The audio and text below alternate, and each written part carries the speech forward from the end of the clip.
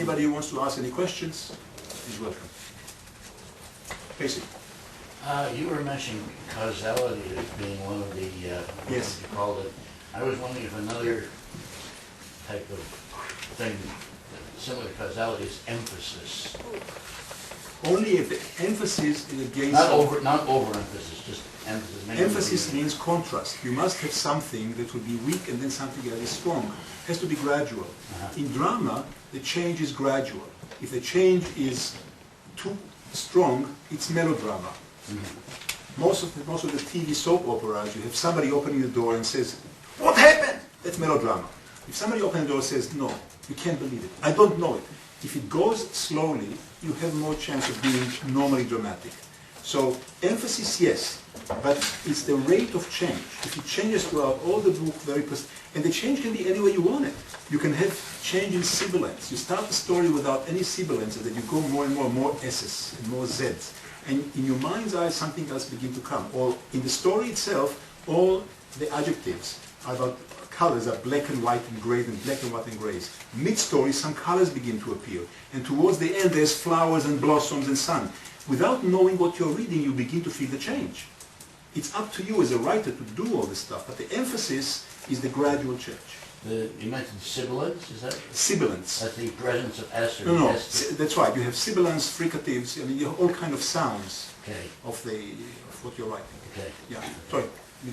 Well, I'm curious to know, because I mean, I was reading a lot of Canadian authors. And, well, I took the course at Humber, creative writing, and one of the things that came out, because I wrote my novel with all kinds of conflict and I did all kinds of action and everything else, and then I read in the book, you know, it doesn't have to be, you know, like a brick falling on your head. Conflict doesn't have to be that obvious. It can be, you know, something subtle. Like, for example, I don't know, you can drop a pencil and somebody says, "How can you just drop a pencil on the floor? You're so messy." And that's a conflict, right? But it's not like you're getting hit by a train by somebody who hates you. You know? It does. A scene. Read David Mamet. David Mamet is wonderful. A bit too simplistic, but if you can be as simplistic as he is, it's good. He said a scene, each character is using language as a weapon to get something he or she wants, and the other one doesn't want to give it to him. That's a scene. No conflict, no scene. So the conflict is not just to attract the reader. Yes, it's a side effect, but you need to have it. But the conflict is for the character to get something. He's driving towards something. Give me this pencil. I need it, but I need it more. I have to write this recipe that he promised me for the last 2 years, and he's going to come tonight and bring it to me. But I have the pencil. I have to fill up on my SAT score. I don't care about your SAT score. This cake, and so on. I mean, they both need to have something to fight over, and the fight is to escalate. And they use the language as a weapon. So conflict is there, but to get something, and you have to know what the character wants to get. Is there a book, a novel in Canadian literature that you can hold up as an example of well-structured? In Canadian literature? Yes. Not well-structured, but some of the Robertson Davies books, there are parts of them which are very well-structured.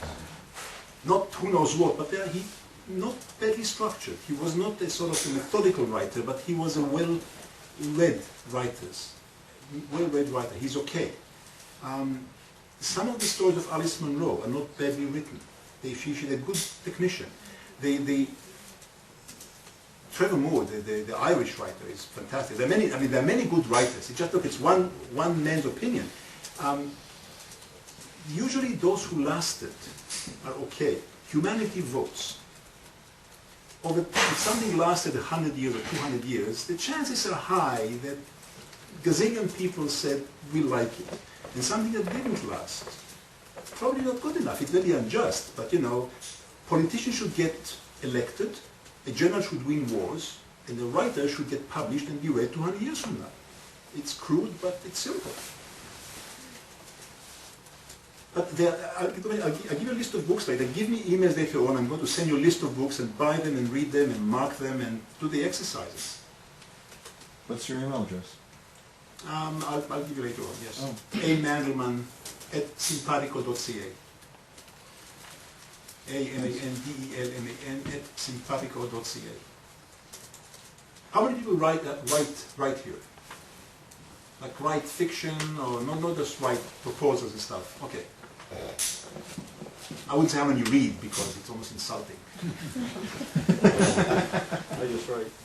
That's right. Okay, question.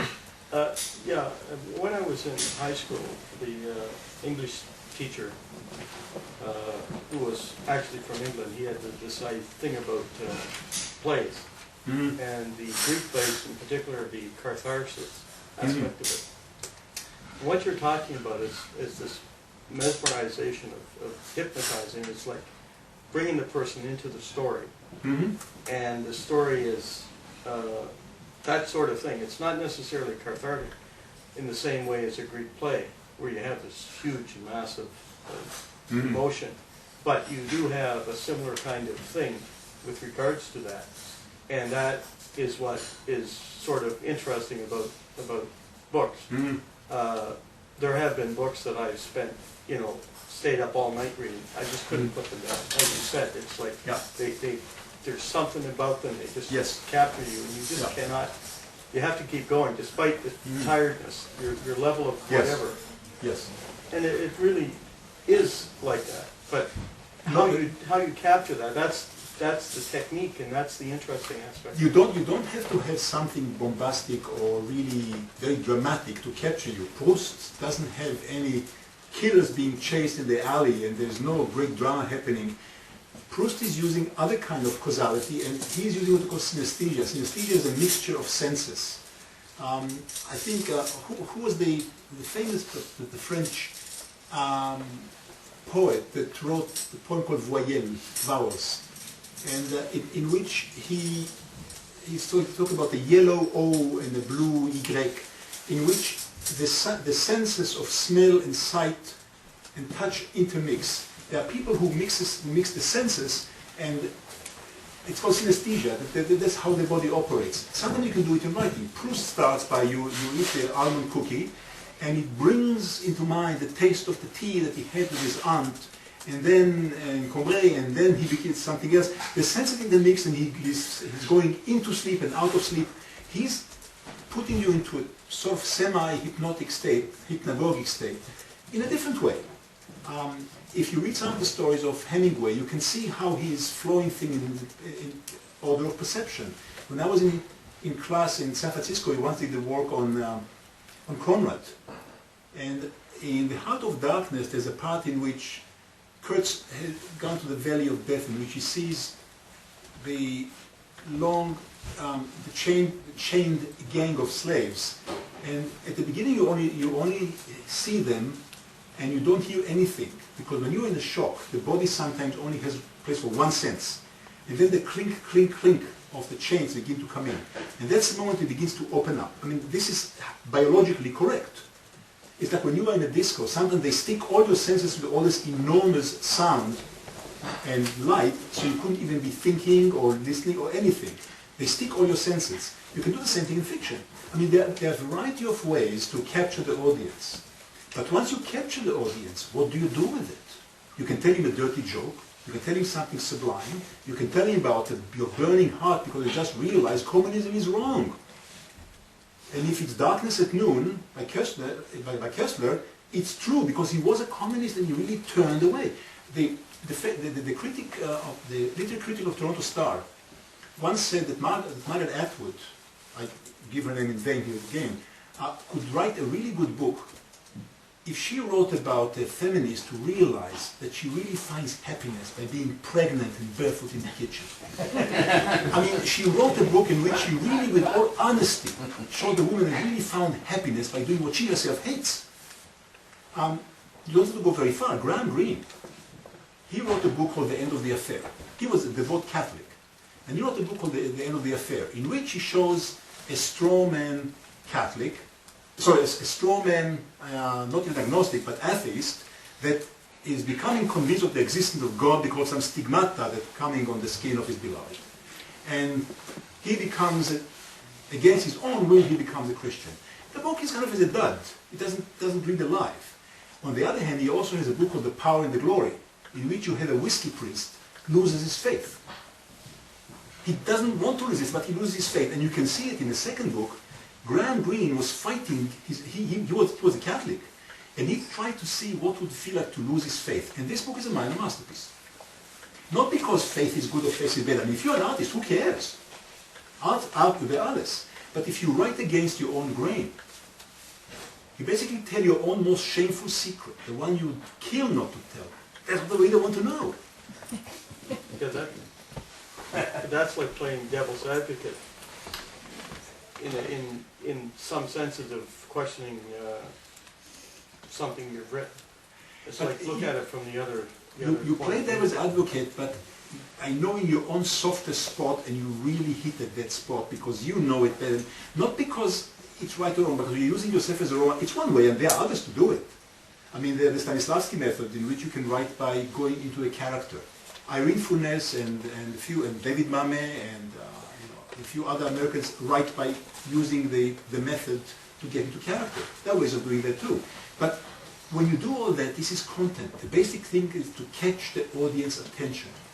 How do you get a reader to get off the internet and not watch a rerun of Jay Leno and just read your book? He has to pick it up, and the first page he cannot put it down.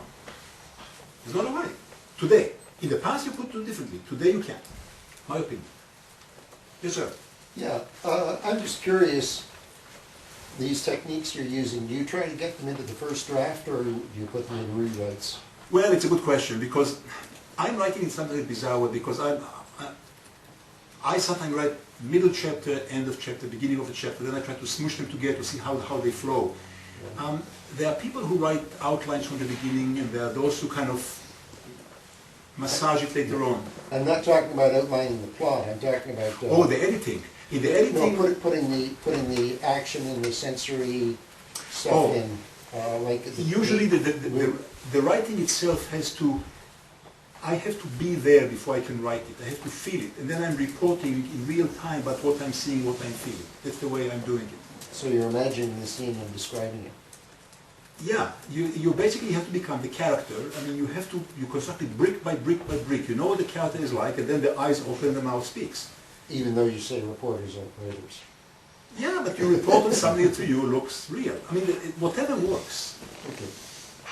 Wait a minute. I have another question, because I was told by my mentor when I published my first work, because I didn't know anything about narrative, Yeah. whatever, Yeah. you know. Yeah. But she said to me, sit down every day and write 10 pages. Yes, good idea. So you think this is, it doesn't matter what the 10 pages are as long as you A just... writer writes, right? The gymnast jumps and does hoops, and the magician does magic. A writer writes.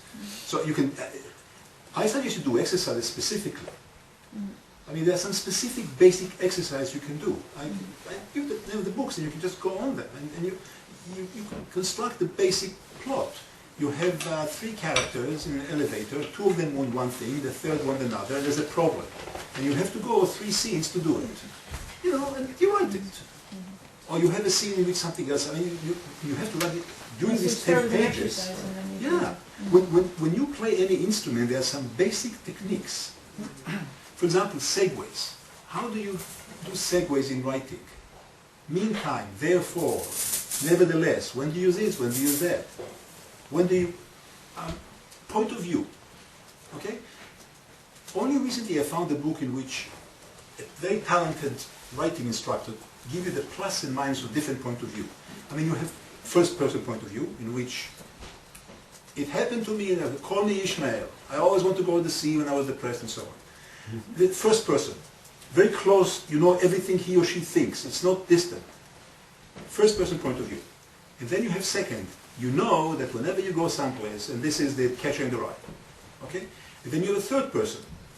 Then some of them, very rarely, you have all of us like first person plural. I think the Southern writers used to do it.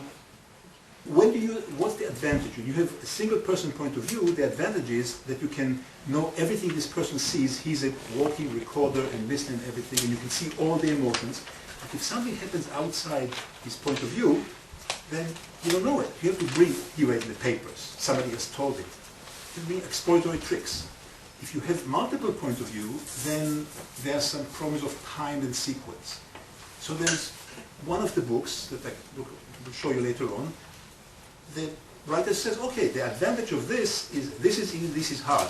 This is hard, this is easy, but you can fix it this way. Simple things, like when you're an engineer.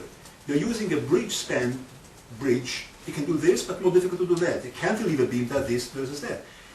There are not many books written before 10, 15 years ago that show the advantage and disadvantage of various structures. And if you know them, once you know it once, then go ahead and do 10 pages a day. But you do it on the basis of knowledge, of scales. You know the scales. Yes, I'm interested in listening to your discussion about the writing from point of view of technique, partly because my nephew went through film school for 4 years and learned the he was very interested in images and films. Yes. He wanted to become a professional filmmaker. He Yeah. went to film school for 4 years to learn the formalized technique of filming. Yes. Some of it is writing, like script writing. He learned script writing, that's one of the things he does. But he also learned the technique of filming a scene and editing a scene. As, for example, basic formalized idea. Supposing you're talking to that person about something important, and the script tells me that your film. I first show a shot of the whole room, so you sort of get an overview.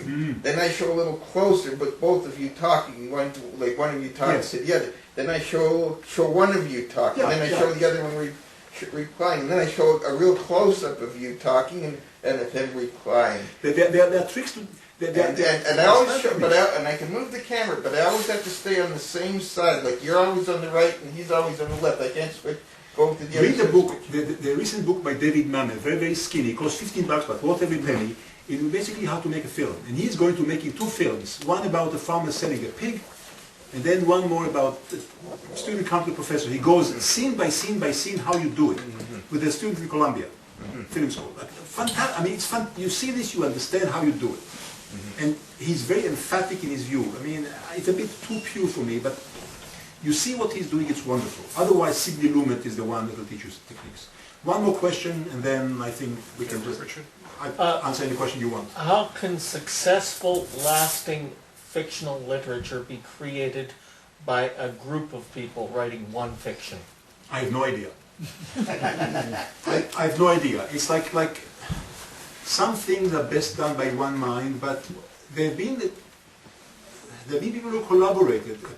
Per Wahl and Mais Joval, 2 Swedish writers of mystery. They wrote The Laughing Policeman. It's a small, wonderful book.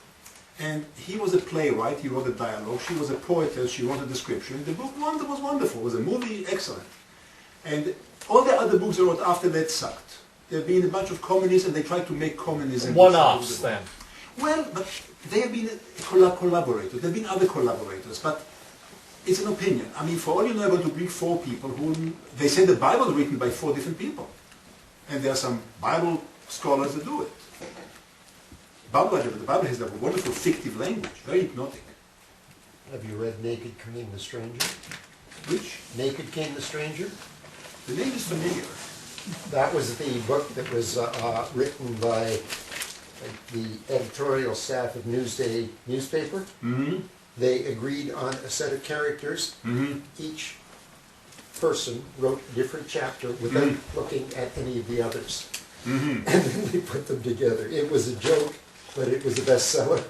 Well, But of course, they were professional. there are always exceptions, but I'm just giving you my opinion about what doesn't work. Naked Came the Stranger was, there was a period when we got really gross books were popular. Yes. And Naked Came the Stranger was one of the grossest. It's a good thing to recommend it. My summary would be that today, if you want to get published, you have to compete with about 500,000 books a year, and with TVs and internet, and therefore you cannot take the real attention for granted. And we are lucky, really lucky, because for the first time, I think, in writing history, there are books that tell you how to do it. In 20 years, everybody would know how to do it if they are smart enough to buy the books. In the meantime, you have the advantage. Buy the books, learn them, and you can get published too, maybe. That's the only advice I can give.